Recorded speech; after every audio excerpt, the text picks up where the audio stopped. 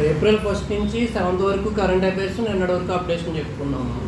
మళ్ళీ ఏం చేస్తామంటే మార్చ్ మొత్తం కంప్లీట్ 30 days కరెంట్ అఫైర్స్ని ఒక 2-3 daysలో చెప్పుకునేలాగా షెడ్యూల్ చేయటం. మార్చ్లో ఉన్న డేట్స్ థీమ్స్, అలాగే ఫిబ్రవరి డేట్స్ థీమ్స్, జనవరి డేట్స్ థీమ్స్ మొత్తం అన్నీ కూడా. నెక్స్ట్ క్లాస్ మీకు ఈ డైలీ కరెంట్ అఫైర్స్తో పాటు మ్యాక్సిమం ఈ వీక్ నుంచి అయిపోయేది ఏంటంటే డైలీ కరెంట్ అఫైర్స్ ఒక 30-35 minutesలో అయిపోతే తర్వాత ఒక 30 నుంచి 40 minutes మధ్యలో ప్రీవియస్ కరెంట్ అఫైర్స్ మీరు మార్చి నెల క్లాసెస్ వెళ్ళిన మార్చ్ ఫిబ్రవరి అలా బ్యాక్ ఒక 6 months వరకు అయినా బ్యాక్ వెళ్ళకపోతే ఉపయోగపడుతుంది.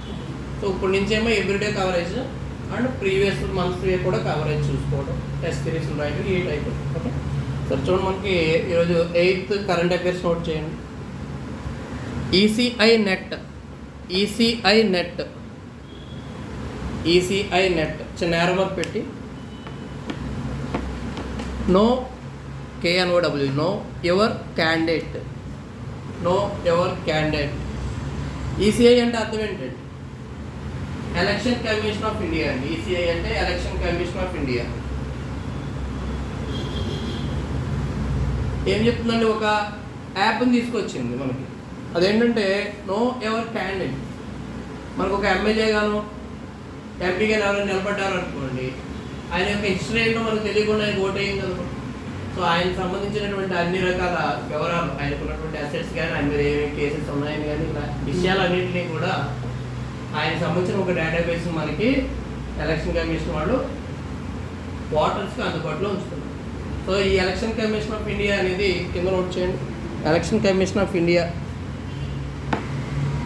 ఈ యాప్ను, ఎలక్షన్ కమిషన్ ఆఫ్ ఇండియా ఈ యాప్ను అభ్యర్థుల ఆస్తులు మరియు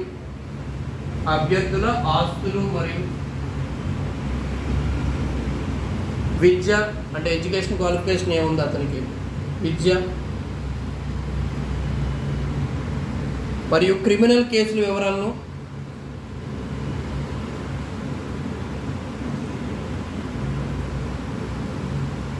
తెలుపుతుంది. సో ఈ యాప్ అనేది ఎవరైతే నిలబడ్డారో ఆ క్యాండిడేట్ యొక్క డీటెయిల్స్ అన్నీ మనకు తెలుస్తుంది. ఇదేమి అని చెప్తున్నాడు? నో ఎవర్ క్యాండిడేట్ అని చెప్పి అంటున్నాడు. మనకి కేవైసీ అనే వర్డ్ ఎక్కువ బ్యాంక్స్లో వింటూ ఉంటాం. కేవైసీ అంటే ఏంటంటే మరి కేవైసీ అనే వర్డ్ బ్యాంకులో వింటూ ఉంటాం. ఏంటంటే దాని మీనింగ్ నోట్ చేయండి అక్కడ. KYC is equal to know your customer. KNOW know your customer. So KYC అయ్యాకనే మీకు ఆ అకౌంట్ ఇవ్వడం కానీ, బ్యాంకులో అకౌంట్ ఇవ్వడం కానీ ఇవన్నీ చేస్తాం. సో కేవైసీ కోసం ఏం తెచ్చుకోమంటారు వాళ్ళు? లైక్ ఆధార్ జెరాక్స్ అని, పాన్ జెరాక్స్ ఇవన్నీ తెచ్చుకోమని చెప్తుంటారు. సరే చూసుకుంటే ఎలక్షన్ కమిషన్ ఏం చేస్తుందంటే మనకి ఒక యాప్ని తీసుకొచ్చింది. ఈసీఐ నెట్ అనే ఒక యాప్ని తీసుకొచ్చింది. సో కింద నోట్ చేయండి. లక్ష్యం ఏంటి అసలు? ఈ యాప్ యొక్క లక్ష్యం ఏంటంటే ఓటర్లకు ట్రాన్స్పరెంట్ లేదా పారదర్శకంగా సమాధానం అందించుట. సమాచారం అందించుట. సో మీరు ఏదైనా ఒక క్వశ్చన్ అడిగారు అనుకోండి, దానికి సమాధానంగా ఆ నిలబడినటువంటి పర్సన్ గురించి మీకు డేటాబేస్ ఇవ్వడం అనేది జరుగుతుంది. సో అభ్యర్థుల యొక్క సమాచారాన్ని కింద నోట్ చేయండి. స్టాక్ జీకే అని పెట్టుకోండి. స్టాక్ జీకే అని పెట్టి ప్రస్తుతం ఎలక్షన్ కమిషన్ ఆఫ్ ఇండియాకు ఎవరండి మెయిన్ మనకి? చీఫ్ ఎలక్షన్ కమిషనర్ ఎవరు మనకి ప్రజెంట్? చీఫ్ ఎలక్షన్ కమిషనర్ సెంట్రల్లో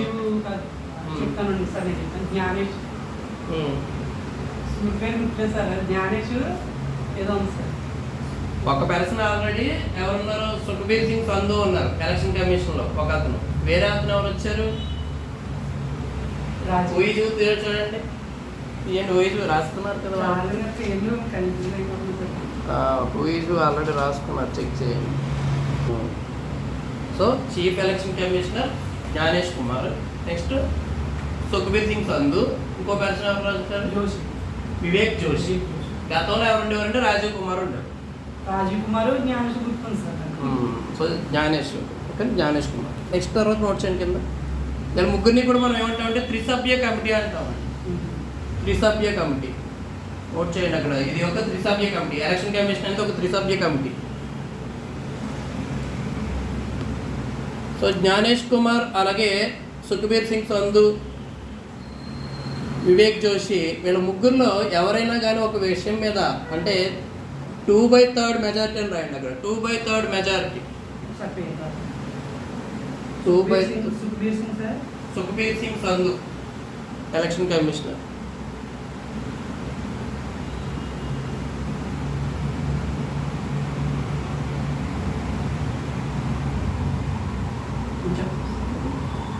నోట్ చేయండి. ఈ త్రిసభ్య కమిటీలో ఒక నిర్ణయం తీసుకోవడానికి 2/3 మెజారిటీ, 2/3 మెజారిటీ నిర్ణయాన్ని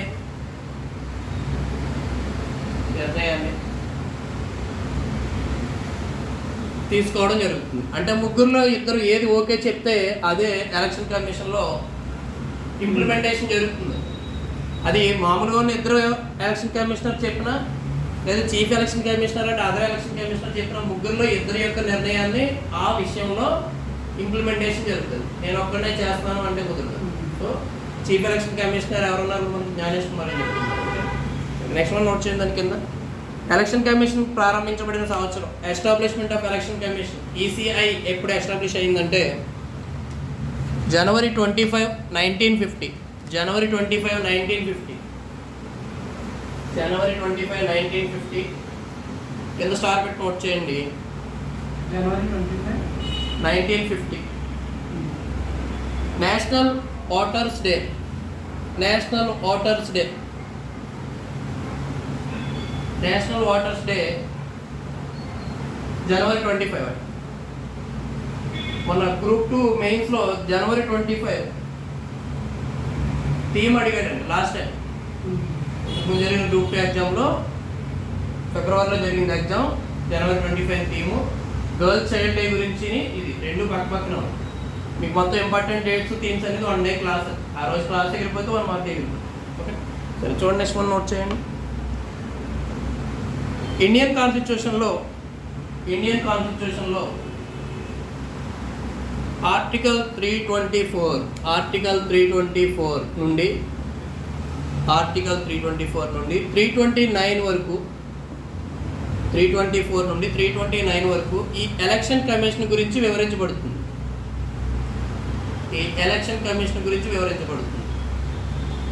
దాంట్లో చిన్న స్టార్ పెట్టి నోట్ చేయండి. ఆర్టికల్ 326 ఓట్ రైట్ గురించి, ఓటు హక్కు గురించి వివరించబడుతుంది. ఓట్ రైట్ అంటే ఓటు హక్కు గురించి వివరించబడుతుంది.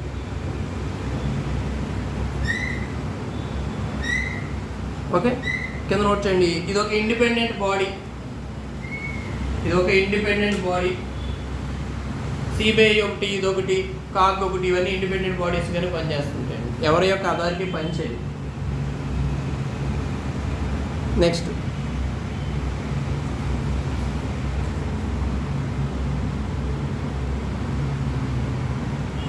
నోట్ చేయండి కింద. Lok Sabha election Rajya Sabha election. Lok Sabha election Rajya Sabha election. State assemblies.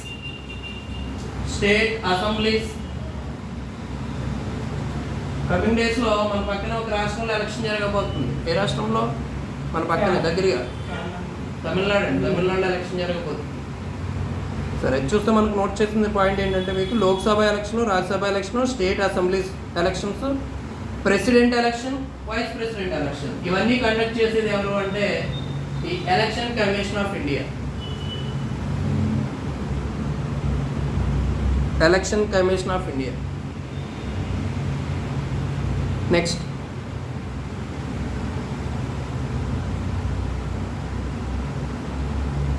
So ఇంకేం చేస్తుందండి ఎలక్షన్ కమిషన్?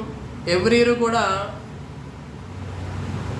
వాటర్ లిస్ట్ అనేది, అంటే బిఫోర్ ఎలక్షన్ వాటర్ లిస్ట్ అనేది అప్డేషన్ కూడా చేస్తూ ఉంటుంది. ఎవరు ఉన్నారు ఎవరు లేరు అని తెలియాలి కదా. కొంతమంది చనిపోయిన వాళ్ళు ఆ పేరుతో కూడా వచ్చి ఓటేసి వెళ్ళిపోతూ ఉంటారు. అందువల్ల ఏమిటి జరిగే వన్ సపరేట్ అయ్యి. ఇప్పుడు ఏంటంటే బిఫోర్ ఎలక్షన్ ప్రతి చోట కూడా వెరిఫికేషన్ చేసి అప్డేషన్ చేసుకున్నాక అప్పుడు ఎలక్షన్ కండక్ట్ చేయడం జరుగుతుంది. నెక్స్ట్ ఇంకా చెప్పాల్సి వస్తే కింద నోట్ చేయండి. MCC is equal to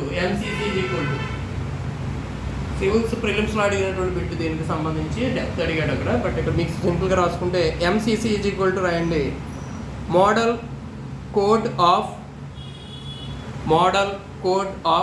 conduct. Code of conduct. దీన్ని మీరు ఏమంటారు? ఎలక్షన్ కోడ్ అంటుంటారు. ఎలక్షన్ కోడ్ అని మనం అలవాటు చేసుకున్నాం. బట్ ఒరిజినల్గా ఏంటంటే ఎంసీసీ అంటే మోడల్ కోడ్ ఆఫ్ కండక్ట్.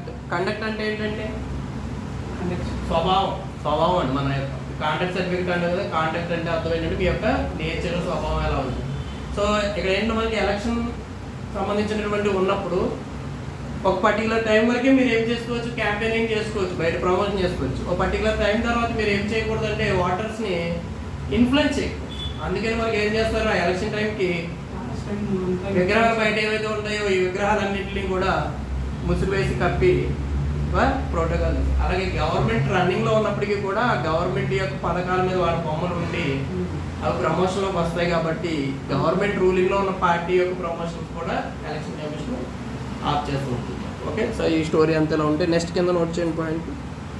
పార్టీల యొక్క రిజిస్ట్రేషన్ మరియు ఎన్నికల చిహ్నాల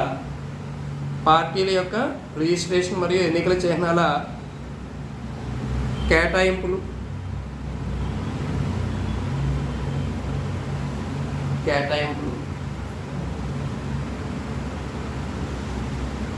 ఇవన్నీ వీటి యొక్క ఎలక్షన్ కమిషన్ యొక్క డ్యూటీస్ అండి. సో మరి రీసెంట్ టైంలో ఎలక్షన్స్ అన్నీ మనకి ఎలా జరుగుతున్నాయండి? ఈవీఎం ద్వారా జరుగుతున్నాయి. నోట్ చేయండి. EVM is equal to electronic voting machine. మళ్ళీ ఈ టాపిక్ని మనం పార్టీ చెప్పుకునేటప్పుడు ఈ పర్టికులర్ ఆర్టికల్స్ చెప్పుకునే దగ్గర కూడా చాలా డెప్త్ చెప్పుకుంటాం. అక్కడ ఏం చెప్పుకుంటాం అంటే నేషనల్ పార్టీ అంటే ఏంటి, నేషనల్ పార్టీ అవ్వాలంటే ఎన్ని రాష్ట్రాల్లో గెలిచి ఉండాలి, లేదా ఎంత పర్సెంటేజ్ ఓటు రావాలి, అలాగే ఈవీఎంను ఫస్ట్ ఉపయోగించినటువంటి స్టేట్ ఏంటి కింద నోట్ చేయండి. లోకల్ ఎలక్షన్స్లో ఈవీఎంను మొట్టమొదటిగా ఉపయోగించినటువంటి రాష్ట్రం కేరళ. లోకల్ ఎలక్షన్స్లో ఈవీఎంను ఎలక్ట్రానిక్ ఓటింగ్ మిషన్ను మొట్టమొదటిసారిగా ఉపయోగించినటువంటి రాష్ట్రం కేరళ. సో కేరళ అంతా కూడా ఎడ్యుకేటెడే కాబట్టి ఈవీఎం మిషన్స్ని యూజ్ చేసినా కూడా వాళ్ళకి పెద్దగా అప్పట్లో ఇబ్బంది రాదు. Okay, so father of EVM ఎవరు, ఈ స్టోరీ అంతా కూడా ఎక్కడ చెప్పుకుంటాం అంటే మళ్ళీ పాలిటీ క్లాస్లో ఈ ఆర్టికల్స్ గురించి చెప్పుకుంటాం. నెక్స్ట్ తర్వాత నోట్ చేయండి. కరెంట్ అఫైర్స్కి సంబంధించిన కంటిన్యూషన్ ఏం రాస్తారంటే పాయింట్ నోట్ చేయండి. తర్వాత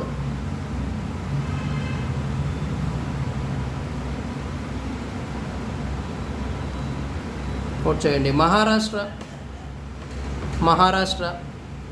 హెల్త్ క్యాంపెయినియన్ చిన్న ఆరో మార్క్ పెట్టి వరల్డ్ హెల్త్ డే సందర్భంగా, వరల్డ్ హెల్త్ డే గురించి నిన్నే చెప్పుకుందాం మనం. వరల్డ్ హెల్త్ డే సందర్భంగా so every year April 7th world health day చేసుకుంటారు. అలాగే నేను థీమ్ కూడా చెప్పుకున్నాం, మనం వరల్డ్ హెల్త్ డే థీమ్ చెప్పుకున్నాం. సో మహారాష్ట్ర గవర్నమెంట్ ఏం చేస్తుందంటే వరల్డ్ హెల్త్ డేని దృష్టిలో పెట్టుకుని ఒక ప్రోగ్రామ్ స్టార్ట్ చేస్తుందండి. కింద నోట్ చేయండి. గ్రామాల్లో ఆరోగ్య సేవలను మెరుగుపరిచేందుకు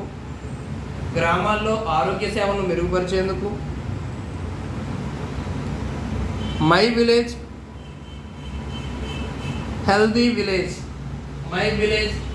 విలేజ్ అనే కార్యక్రమాన్ని మహారాష్ట్ర ప్రారంభించింది. మనం ఎగ్జాంపుల్ క్వశ్చన్ ఎలా అడుగుతాడంటే ఇటీవల Maharashtra world health day organisation డేగా చెప్పుకుంటారు. ప్రపంచ ఆరోగ్య దినోత్సవం సందర్భంగా ప్రారంభించినటువంటి కార్యక్రమం ఏంటి అని అడుగుతుంది. మహారాష్ట్రలో ప్రారంభించిందండి, మహారాష్ట్ర గవర్నమెంట్ ప్రారంభించింది. నెక్స్ట్ కింద నోట్ చేసిన తర్వాత అది అయిపోయింది, ఫినిష్ అయిపోయింది. తర్వాత తెలంగాణ క్యాన్సర్ రిజిస్ట్రీ.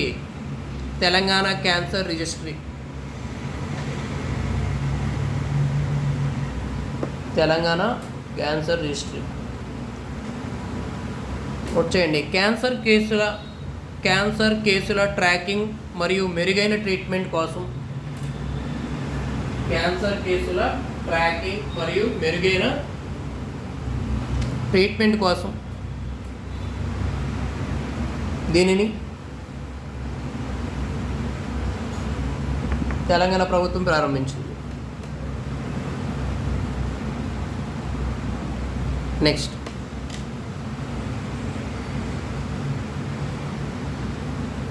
నోట్ చేయండి.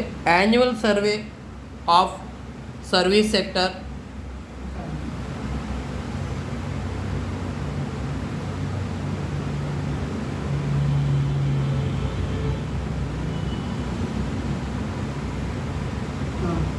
Annual survey of service sector okay. Annual survey of service sector. Service sector అంటే దాన్ని మనం ఏమంటామండి, మనకి ఎన్ని రకాల సెక్టర్స్ ఉన్నాయి? ఎకానమీ ఫస్ట్ క్లాస్, ఇది మీకు ఎకానమీలో ఫస్ట్ క్లాస్ చెప్పుకున్నట్టు చెప్పుకుంటాం. ప్రైమరీ సెక్టర్, సెకండరీ, టెరిషరీ అంటాం ఓకేనా. ప్రాథమిక రంగం, ద్వితీయ రంగం, తృతీయ రంగం అంటాం. తృతీయ రంగంలో ఉండేది ఏంటండి? సర్వీస్ అండి ఓకేనా, సేవా రంగం అని చెప్పాలి. ప్రాథమిక రంగం ప్రైమరీ సెక్టర్ అంతా దేనికి సంబంధించిందండి? అగ్రికల్చర్కి సంబంధించింది. సెకండరీ సెక్టర్ అంతా దేనికి సంబంధించింది? ఇండస్ట్రీస్కి సంబంధించింది. సర్వీస్ సెక్టర్ అంటే ఏమొస్తాయంటే మీకు ఎడ్యుకేషన్ ఇన్స్టిట్యూట్స్, సో ఇప్పుడు కోచింగ్ సెంటర్లు, కాన్వెంట్స్, ఇవన్నీ కూడా ఎడ్యుకేషన్ సెంటర్స్ ఏవైతే ఉన్నాయో సర్వీస్ సెక్టర్ కింద పనిచేయాలి. కమర్షియల్ కార్పొరేట్ స్టైల్లో ఫీజులు తీసుకోవడం కాకుండా సర్వీస్ మోడల్ వెళ్ళాలన్నమాట. కానీ ఎవడ వెళ్ళట్లేదు అలాగా. ఒకవేళ తక్కువ ఫీజు పెడితే క్వాలిటీ ఉండదేమో అనుకుని జనాలు కూడా వెళ్ళట్లేదు. ఓకే, సో ఇక్కడ చూసుకుంటే దీంతో పాటు ఇంకేముంటాయండి? సర్వీస్ సెక్టర్లో బ్యాంక్స్ ఉంటాయండి, బ్యాంక్స్తో పాటు ఇన్సూరెన్స్ ఉంటాయి. అందువల్ల బిగ్గెస్ట్ సెక్టర్ ఇప్పుడు ఏంటి అని చూసుకుంటే మీకు ఎంప్లాయీస్ ఎక్కువగా ఉన్నటువంటి సెక్టర్ సర్వీస్ సెక్టరే అవుతుంది. ఇప్పుడు ఏం చెప్తున్నాడంటే అక్కడ మనకి దీన్ని కొంచెం ఎకానమీలో క్లాస్ చెప్పుకుంటాం. జస్ట్ అక్కడ ఏం రాస్తారంటే annual survey of service sector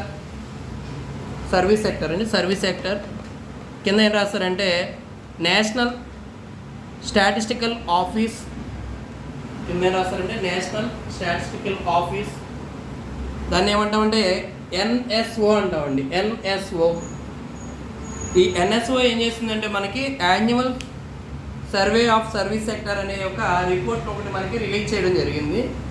okay, దాని మీద కంప్లీట్ మెటీరియల్ చెప్పుకుందాం అది. నెక్స్ట్ తర్వాత నోట్ చేయండి. GDP growth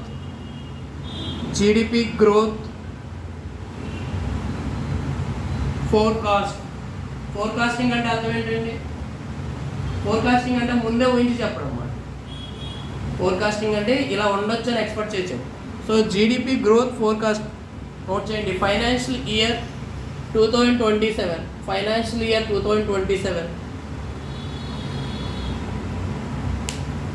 so financial year 2027లో మన యొక్క జీడిపి ఎంత ఉండబోతుందంటే ఇక్కడ నోట్ చేయండి. ఫిచ్ రేటింగ్స్, ఆల్రెడీ మొన్న చెప్పాను మీకు. మోడీస్ అనే ఒక సంస్థ ఉంటుంది, మోడీస్ ఫిచ్ అనేది ఒక ఫిచ్ స్పెల్లింగ్ నోట్ చేయండి. FITCH, Fitch rating. మోడీస్ అనేది ఏదైతే ఉందో అది రేటింగ్ సంస్థ, అలాగే ఫిచ్ అనేది కూడా రేటింగ్ సంస్థ. ఈ ఫిచ్ రేటింగ్స్ ఎంత చెప్తుందంటే 7% చెప్తుంది. 7% చెప్తుంది. మోడీస్ అనేది మొన్న ఏం చెప్పింది, ఒక ఈ వీక్ క్లాస్లో మీకు చెప్పాను. మోడీస్ అనేది ఇరాన్ యొక్క ఇంపాక్ట్ వల్ల 6%కి మన జీడిపి డౌన్ అవబోతుంది అని చెప్పి ఎక్స్పెక్ట్ చేసి చెప్పి. తర్వాత నోట్ చేయండి. మార్గాన్ అని పెట్టండి. MORGAN, మార్గాన్ చిన్న నెంబర్ పెట్టి. మార్గాన్ అనేది కూడా ఒక సంస్థలో మనకు పనిచేస్తుంది. అదేంటి చెప్తుందంటే 6.2% అని చెప్తుంది. మన యొక్క జీడిపి ఇలా ఉండబోతుందని చెప్తుంది. మార్గాన్ అనేది 6.2% అని రాయండి.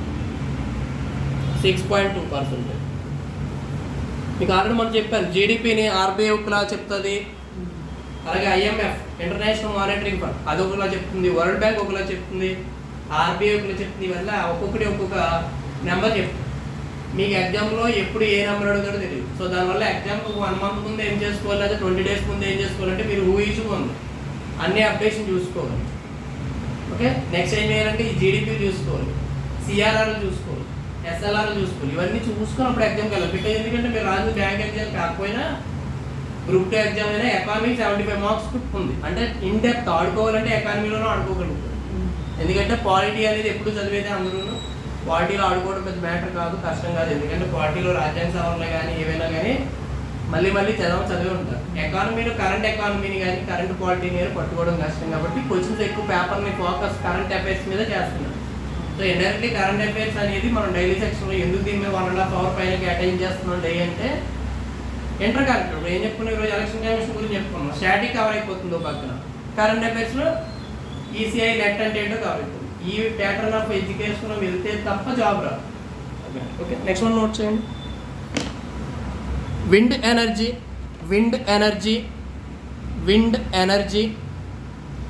2025 and 26లో విండ్ ఎనర్జీ 2025 and 26లో top state is equal to Gujarat అండి. Top state is equal to Gujarat. Wind energy అంటే ఏంటండి అర్థం? విండ్ ఎనర్జీ అంటే సో మనకు ఒక రకంగా చెప్పాలంటే ఏవైతే ఈ సముద్రం దగ్గరలో పంకాల టైప్లో ఫ్యాన్స్ని ఏర్పాటు చేసి దాని నుంచి ఎలక్ట్రిసిటీ సో చెప్పుకోండి. ఓకే, కింద నోట్ చేయండి. టాప్ స్టేట్ ఏంటంటే గుజరాత్ అండి. టాప్లో ఉన్నటువంటి స్టేట్ అంటే గుజరాత్. ఓకే, సో గుజరాత్ పరంగా చూసుకుంటే కనుక మనం సింధు నాగరికతలో గుజరాత్లో ఉన్నటువంటి ఓల్డెస్ట్ పోర్ట్గా దేని చెప్పుకుంటాం? లోతాల్ని చెప్పుకుంటాం. సో ప్రజెంట్ గుజరాత్లో ఉన్నటువంటి పోర్ట్స్లో ఎక్కువగా ఇంటర్నేషనల్గా బిజినెస్ ఎక్కువ చేస్తున్నటువంటి పోర్ట్ ఏంటి? గుజరాత్ అంటున్నాను నేను. గుజరాత్లో ఇంటర్నేషనల్గా ఎక్కువగా ఒక పోర్ట్ నుంచి బిజినెస్ జరుగుతుంది. మనకు కాండ్లా అనే వాటర్ ఉంది అక్కడ. ఓకే, సో గుజరాత్ ఇంపార్టెన్స్ వచ్చేసరికి గుజరాత్ని మనం మోడల్ స్టేట్ అంటారని చెప్పుకున్నాం. అలాగే వైబ్రేట్ గుజరాత్ అనే ప్రోగ్రామ్ మోడీ అక్కడ కండక్ట్ చేశాడని చెప్పుకున్నాం. సో ఇలాగే చూసుకుంటే అక్కడ నోట్ చేసుకొని స్టార్ పెట్టి ప్రపంచంలో అతిపెద్ద షాపింగ్ మాల్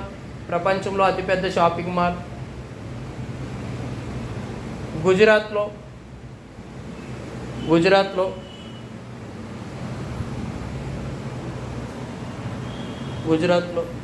సూరత్లో ఏర్పాటు చేయబడింది.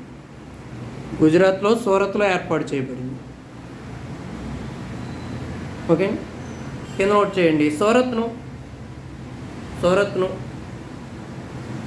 Dynamic city.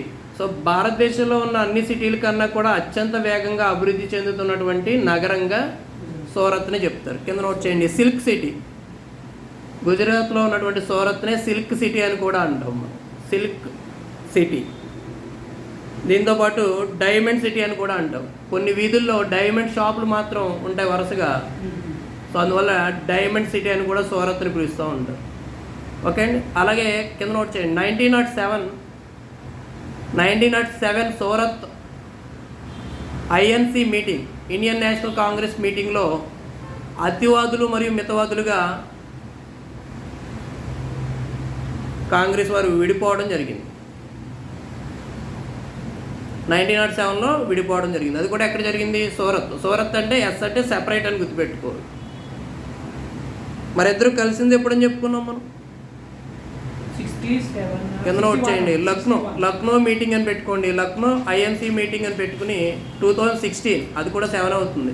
2016 అండి. 2016 లక్నో ఐఎన్సి అతివాదులు మితవాదులు కలిసిపోవడం జరిగింది. లక్నో ఏమో లాక్ చేస్తుంది, అంటే కలిపింది అనుకోవచ్చు. అది ఎప్పుడంటే 2016లో జరిగింది. ఇదేమో 2007లో జరిగింది. రెండు కలిపితే 7 వస్తుంది మళ్ళీ. ఓకే సార్, ఆ స్టోరీ అవసరం లేదు. సరే, గుజరాత్ గురించి చూసుకుంటే మోడీ తర్వాత ఒక ఉమెన్ అక్కడ సీఎం అయింది. మోడీ ప్రైమ్ మినిస్టర్ అయిపోతే తర్వాత అక్కడ ఒక ఉమెన్ సీఎం అయింది. నోట్ చేయండి. అక్కడ ఉమెన్ సీఎం ఆఫ్ గుజరాత్ ఎవరంటే ఆనందీబెన్ పటేల్.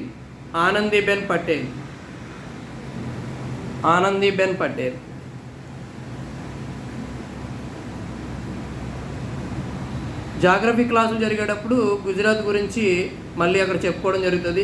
గుజరాత్ క్యాపిటల్ ఏంటి, అలాగే గుజరాత్కి సంబంధించినటువంటి అన్ని విషయాలు మనం చెప్పుకుంటుంటాం. నెక్స్ట్ తర్వాత నోట్ చేయండి. ఎయిర్ పొల్యూషన్ పరంగా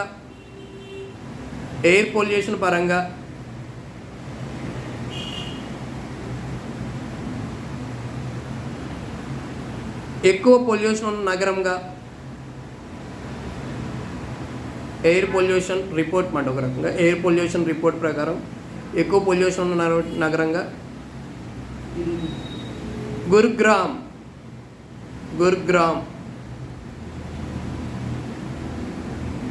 కామా పెట్టుకుని మళ్ళీ ఏం చేస్తారంటే PM10 PM10 PM10 మనం ఆల్రెడీ పొల్యూషన్ గురించి చెప్పుకునేటప్పుడు PPTs అనే ఒక వర్డ్స్ని ఓకేనా ఇలాంటి వర్డ్స్ వాడతాం. PM10 ఈక్వల్ రాసి వైజాగ్ అని రాయండి. PM10 Vizag. Sir next science and technology పరంగా బిట్స్ నోట్ చేయండి.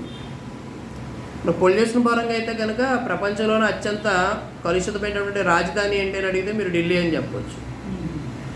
నెక్స్ట్ కింద నోట్ చేయండి. ఉత్తరప్రదేశ్కి ఏమన్నా సార్? సో యూపీకి సంబంధం ఏముండదండి. నెక్స్ట్ కింద నోట్ చేయండి.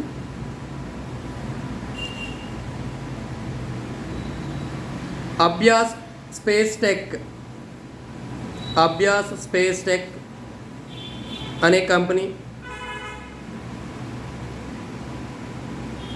BSE2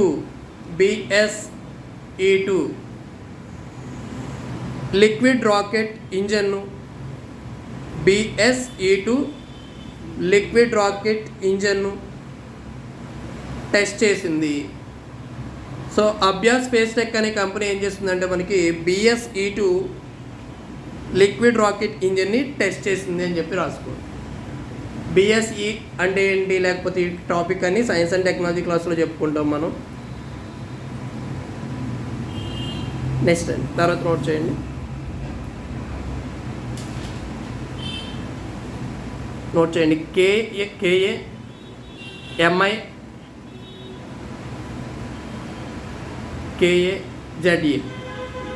KAMI తర్వాత డ్రోన్స్ అని రాయండి. KAZA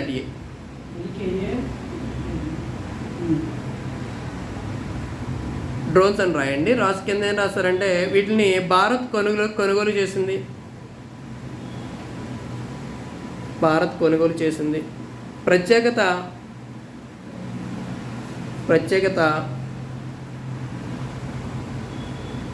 సూసైడ్ డ్రోన్స్ ప్యాటర్న్లో ఇవి పనిచేస్తాయి.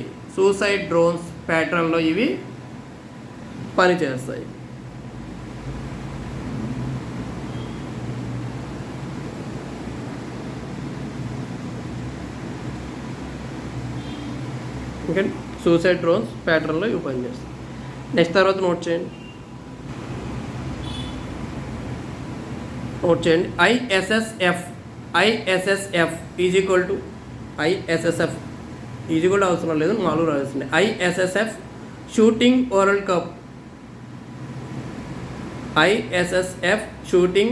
కప్ కింద నోట్ చేయండి. గోల్డ్ మెడల్ విజేతలు Palak Palak Gulia GULIA. Next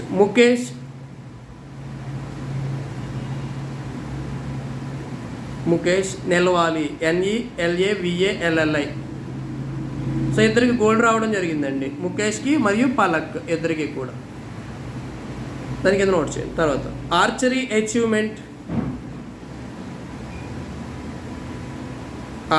achievement ఎవరికి వచ్చిందంటే నోట్ చేయండి. పాయల్ నాగ్ అనే అతనికి ఈ ఆర్చరీ అచీవ్మెంట్ అనేది రావడం జరిగింది. నెక్స్ట్ తర్వాత నోట్ చేయండి.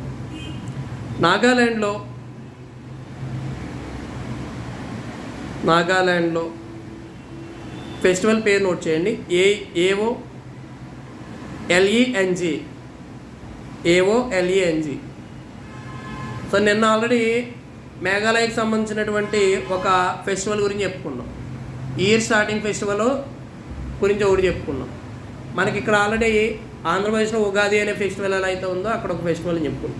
సో ఇప్పుడు మీరు రాసినటువంటి ఫెస్టివల్ ఏదైతే ఉందో, సో ఈ ఫెస్టివల్ ఎక్కడ చేసుకుంటున్నారంటే నాగాల్యాండ్లో చేసుకుంటున్నారు. కింద నోట్ చేయండి. ఏ తెగవారంటే, ఏ ట్రైబ్ వారు, ఏ తెగవారంటే కొన్యాక్ అనే ఒక ట్రైబ్ ఉంది అక్కడ.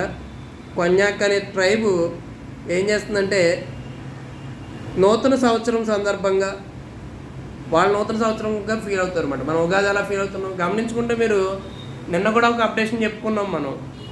అది కూడా న్యూ ఇయర్ కింద చేసుకుంటున్నారు ఆ స్టేట్ వాళ్ళు. ఇక్కడ ఏదైతే నాగాల్యాండ్ ఉందో నాగాల్యాండ్ కూడా ఉగాది కింద ఈ ఇయర్ని ఇక్కడ ఉన్నటువంటి ఫెస్టివల్ చేసుకుంటున్నారు.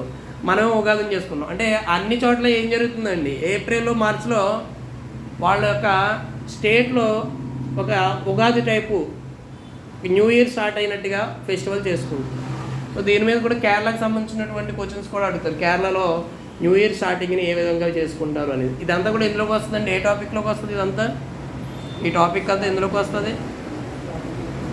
ఫెస్టివల్స్ అండ్ స్టేట్స్ అనే ఒక టాపిక్ చెప్తాం మనం. మీకు హైకోర్టు ఎగ్జామ్లో ఫస్ట్ టాపిక్, ఇంపార్టెంట్ టాపిక్ ఏంటంటే డాన్సెస్, మ్యూజిక్, అలాగే ఈ స్టేట్ యొక్క ఫెస్టివల్స్ అండ్ ఆర్ట్ అండ్ కల్చర్లో ఇవన్నీ ఇంపార్టెంట్. యాక్చువల్లీ ఈ subject inter connected with history అన్నమాట, హిస్టరీకి సంబంధించిన టాపిక్. కాకపోతే దీని నుంచి స్ట్రైట్గా మార్క్ వచ్చేస్తుంది. గట్టిగా అయితే ఒక 20-25 పేజెస్ మెటీరియల్ ఉంటుంది. అలాగే మ్యూజికల్ ఇన్స్ట్రుమెంట్లో ఫేమస్ ఎవరు, డాన్స్లో ఫేమస్ ఎవరు, ఇదంతా. ఎస్ఎస్సి వాళ్ళకి కూడా ఇది చాలా ఇంపార్టెంట్ ఏరియా. క్వశ్చన్ పేపర్లో అసలు ఈ ఏరియా లేకుండా ఉండదు ఎస్ఎస్సికి. మీకు కోర్టుకి అయితే 5 మార్క్స్ ఏరియా ఇది, ఓకేనా? సో అలా కరెంట్ అఫైర్స్ మొత్తం అంతా చూసారో అవి నోట్ చేసుకోండి.